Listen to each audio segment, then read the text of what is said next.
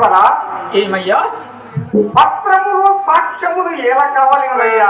మరి ఏమి కావాలనయ్యా? నిత్య స్థిరమైన నా వాక్కులకు అన్నదాత్మ ఎప్పటికైనా సంభవింపకి ఇప్పటికి చేసిన అయ్యా, నా హీనదశ కొంచెం యోచింపు అయ్యా, యోచింపు.